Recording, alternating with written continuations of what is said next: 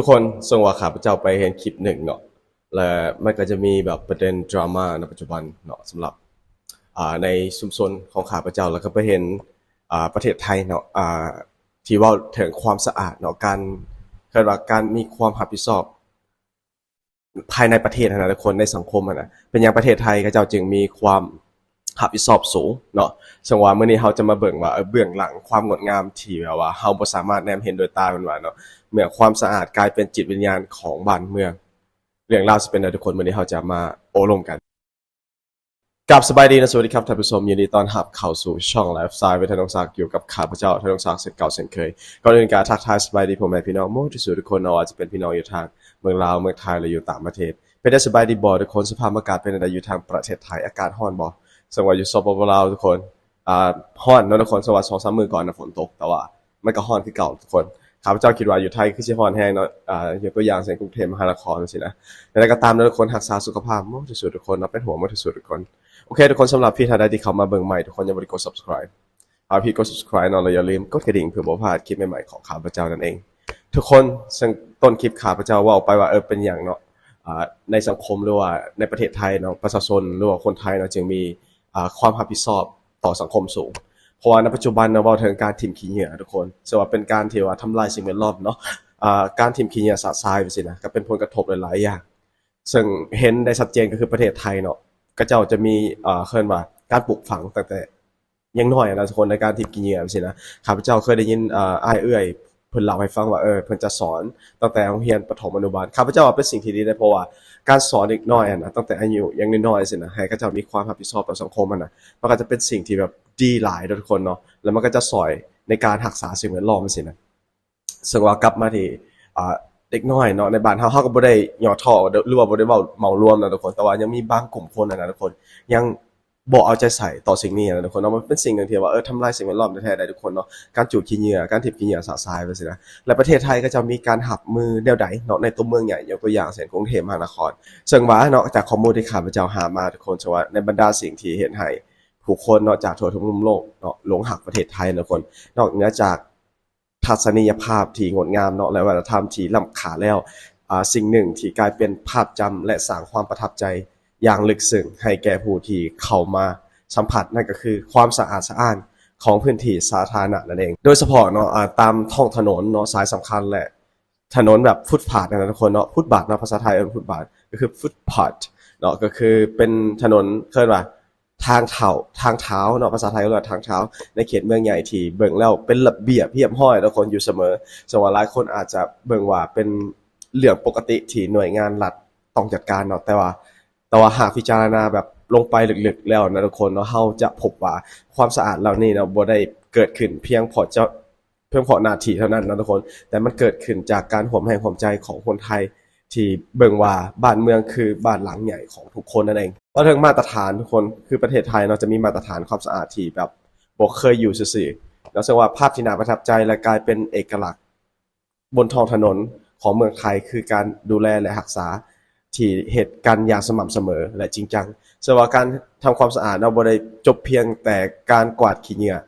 แบบสิ้นใหญ่ๆเนาะใส่รถถังเนาะแต่เป็นการเฮ็ดความสะอาดในระดับที่ได้ว่าการฟื้นฟูผิวถนนนะทุกคนเนาะเฮามักจะเห็นภาพการระดมพลเนาะเจ้าหน้าที่ร่วมกับการใช้เครื่องจักรทันสมัยและอุปกรณ์ทำความสะอาดครบมือเนาะเพื่อคัดล้างผิวพื้นถนนเนาะและฟุตพาธเนาะฟุตบาทนะทุกคนให้ดูดีเนาะคือกับใหม่อยู่เสมอสำหรับการสีดล้างถนนนะทุกคนเพื่อกระจัดฝุ่นละออง PM 2.5เนาะส่วนการใส่ผงซักฟอกเนาะและการใส่แป้งขัดพื้นเนาะจัดคราบน้ำมันหรือว่าคราบฝังลึกเนาะตามถนนหญ้ากันนะทุกคนรวมทั้งการสีดล้างทำความสะอาดป้ายถนนรถเมล์และราวบันไดสะพานลอยเนาะซึ่งว่าสิ่งเหล่านี้สะท้อนให้เห็นถึงความพิถีพิถันในการดูแลและคุณภาพชีวิตของประชากรและผู้มาเยือนถึงว่าจะเป็นพื้นที่กลางแจ้งที่ต้องเผชิญกับสภาพอากาศที่ร้อนชื้นเนาะและการจราจรที่หนาแน่นแต่มาตรฐานความสะอาดกับบ่เคยลดน้อยถอยลงเลยทุกคนสวัสดิ์จิตอาสาและพลังแห่งความสามัคคีนอกจากนี้ทุกคนในประเทศไทยเนาะก็เจ้าก็ยังมีแบบพวกจิตอาสาเนาะและก็มีความสามัคคีช่วยเหลือกันจังซี่นะทุกคนส่วนหัวใจสำคัญที่เห็นให้การรักษาความสะอาดของเมืองไทยโดดเด่นนั่นก็คือ การมีส่วนร่วมของคนไทยทุกภาคส่วนทุกคนสว่าเราจะเห็นภาพที่น่าตื่นตันใจอยู่หลายๆครั้งเนาะเมื่อประชาชนทั่วไปพ่อค้าแม่ค้าและกลุ่มจิตอาสาต่างๆเนาะก็เจ้าสวมสุดเนาะที่พร้อมลุยออกมาสวยเจ้าหน้าที่กวาดขัดและดูแลพื้นที่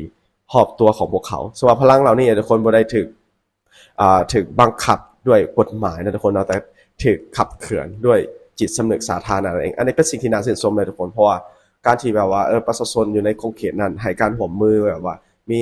จิตสำนึกในการรักษาความสะอาดซอยกันใช่ไหมส่วนว่ากลุ่มคนสวมสุดสีต่างๆทุกคนสีสันต่างๆเนาะที่ออกมาห่วมแห้งห่วมใจกันตามถนนในกลางคืนหรือว่าเช้ามืดนะทุกคนคือภาพสะท้อนถึงภาพสะท้อนของความสามัคคีที่เหนียวแน่นพวกเขาบ่ได้เบิ่งว่าถนนเป็นเพียงทางผ่านทุกคนแต่มองว่าเป็นหน้าต่างของชุมชนและประเทศชาติส่วนการเห็นผู้คนหลากหลายช่วงวัยเนาะได้จับอุปกรณ์ทำความสะอาดเนาะคนละไม้ละมือสินะเพื่อเป้าหมายเดียวกันก็คือความงามที่ซ่อนอยู่เบื้องหลังพื้นที่สีขาวที่สะอาดตาเหล่านี้นั่นเองนอกจากนั้นทุกคนความสะอาดที่สะท้อนถึงวุฒิภาวะทางสังคมคือว่าจังซั่นทุกคนสมมุติว่าประเทศไทยเนาะ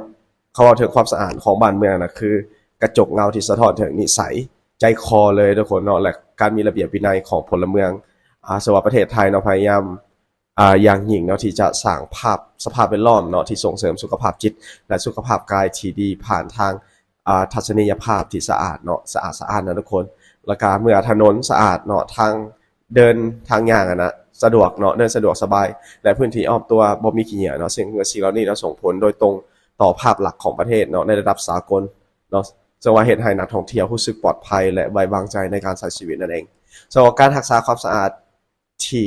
เหตุการณ์เป็นกิจวัตรนะทุกคนบ่ว่าจะเป็นพลังงานเทศกาลใหญ่ๆต่างๆหรือในวันปกติทั่วไปเนาะคือเครื่องพิสูจน์ว่าคนไทยเนาะให้ความสำคัญกับเรื่องนี้อย่างสูงสุดเลยสำหรับความสวยงามที่เบิ่งเรียบง่ายนี่แท้จริงแล้วแลกมาด้วยความเหนื่อยยากนะทุกคนและความตั้งใจจริงของบุคลากรที่อยู่เบื้องหลังรวมถึงน้ำใจของชาวบ้านเนาะที่คอยสนับสนุนนำเองทุกคนฮู้บ่ว่าเนาะการที่ว่าอยู่ในตัวเมืองใหญ่เนาะการจัดเก็บขี้เหงื่อนี่นะของประเทศไทยนี่นะก็เจ้ามีการเสียเงินหรือว่ามีการเสียค่าธรรมเนียมบ่สินะเนาะแล้วก็เจ้ามีขบวนการจัดเก็บจังได๋เชื่อว่าข้าพเจ้าก็ไปหาข้อมูลมาบ่มั่นใจว่ามันสิถึง 100% บ่เนาะถ้าพี่ๆมีข้อมูลหรือว่าความคิดเห็นแนวใดตื่นก็สามารถคอมเมนต์อยู่หลุมครับคลิปข้าพเจ้าเนาะซึ่งว่าทุกคนในขบวนการเก็บขี้เหงื่อของหรือว่าการรักษาความสะอาดในประเทศไทยเนาะก็จะเก็บอ่า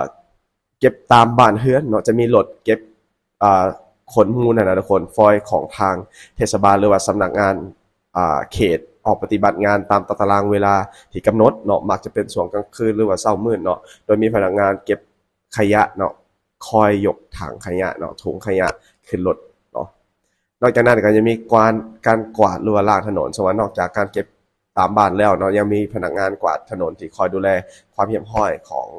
ทางย่างหรือว่าทางที่แบบเดินนะริมทางที่ว่าย่างประจำเลยทุกคนนอกจากนี้ยังมีการปฏิบัติงานแบบ Big Cleaning เนาะโดยใส่รถฉีดน้ำแห้งด้านสูงผสมน้ำยาทำความสะอาดทุกคนเพื่อล้างฝุ่นละอองเนาะ PM 2.5 นั่นเองส่วนว่าเรื่องการเก็บค่าธรรมเนียมนี่ต้องเสียเงินบ่เนาะซึ่งว่าข้าพเจ้าไปหาข้อมูลมาเนาะเพิ่นบอกว่าต้องเสียเงินเนาะเพราะว่าการใช้บริการเก็บขี้เหงื่อเป็นการบริการสาธารณะเนาะที่มีค่าธรรมเนียมโดยแต่ละท้องถิ่นจะมีการเก็บเงินตามกฎหมายพระราชบัญญัติเนาะของสาธารณสุขทุกคนส่วนว่าอัตราการบริการเนาะก็สำหรับบ้านเรือนทั่วไปเนาะค่าธรรมเนียมจะบ่สูงหลายเนาะเช่นในกรุงเทพปัจจุบันเริ่มต้นที่ประมาณ20ถึง80 บาทต่อเดือน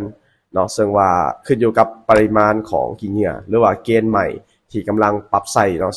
ส่วนสถานประกอบการหรือว่าห้างค้าหรือว่าโรงงานที่มีขยะปริมาณหลายนะทุกคนเนาะจะต้องเสียค่าธรรมเนียมในอัตราที่สูงขึ้นตามสัดส่วนของปริมาณขี้เหงื่อ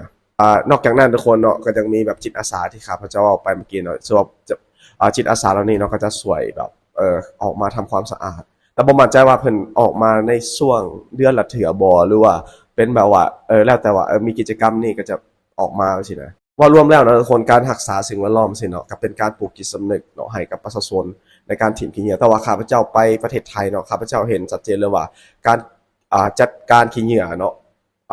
ให้ถึกบ่อนั่นนะทุกคนเนาะมันก็จะมีกระถาง ว่าขี้เหงื่อตัวนี้ต้องมาถิ่มอยู่นี่สินะมันจึงจะสวยในการเก็บขี้เหงื่อง่ายนะครับพระเจ้าเคยเห็นโฆษณาหนึ่งของประเทศไทยเนาะตั้งแต่ยังน้อยๆเนาะว่าการถิ่มขี้เหงื่อให้ถึงบ่อสินะมันจะมีสีเขียวสีเหลืองสินะเนาะถังขยะนะทุกคนตามโฆษณาต่างๆแล้วข้าเจ้าก็ยังสอนเด็กน้อยประถมมัธยมสินะข้าพเจ้าก็บอกใจแต่ว่าได้ยินพี่ๆเนาะหลายคนเนาะที่ว่าข้าพเจ้ารู้จักได้เว้าให้ฟังว่าซั่นเนาะทุกคนมีความคิดเห็นอะไรข้าพเจ้าว่าเป็นสิ่งที่ดีได้เพราะว่าการถิ่มขี้เหงื่อถึงบ่อนั่นนะเนาะมันรักษาสิ่งแวดล้อมนะทุกคนคือประเทศที่กำลังพัฒนาเนาะคือยกตัวอย่างเช่นประเทศลาวเฮาเนี่ยเนาะปริมาณขี้เหงื่อเนี่ยเพิ่มขึ้นจังซี่นะทุกคนแต่ว่าการถิ่มขี้เหงื่อสาดทรายนั้นยังหลายเนาะประชาชนยังบ่มีความตระหนักถึงผลเนาะที่จะตามมาเนาะแม้แต่อยู่ตามตัวเมืองใหญ่ต่างๆนะทุกคนสวัสดิ์สิ่งเหล่านี้เนาะข้าพเจ้าเห็นโครงการต่างๆเนาะก็ยังมีการรณรงค์เนาะให้ประชาชนณปัจจุบันเห็นคนลาวเนาะจำนวนหลายเลยเนาะกับรณรงค์ให้มีการถิ่มขี้เหงื่อถึกบ่อนส่วนหลายเนาะข้าพเจ้าจะเห็นอยู่ตามตัวเมืองใหญ่ก็เจ้าจะมีความรู้เนาะเรื่องสิ่งแวดล้อมเนาะก็เจ้าจะรักษาสิ่งแวดล้อมแต่ว่าบางกลุ่มคนเนาะที่มาจากชนบทแล้วก็จะบ่ได้เข้าใจถึงผลที่จะตามมาเนาะว่าการถิ่มขี้เหงื่อแบบซี่นะมันมีผลอะไรเนาะข้าพเจ้าก็เห็นแบบอย่างคือประเทศไทยเพิ่นเฮ็ดแบบซี่เนาะรักษาความสะอาดตามถนนหนทางจังซี่นะข้าพเจ้ารู้สึกว่าโอ้โหชื่นชมนะทุกคนเนาะเป็นแบบอย่างที่ดีโอเคทุกคนสำหรับคลิปเฮาจบแล้วทุกคนถ้าทุกคนมักก็ฝากกดไลค์กดแชร์ Subscribe เนาะสบายดีบ๊ายบาย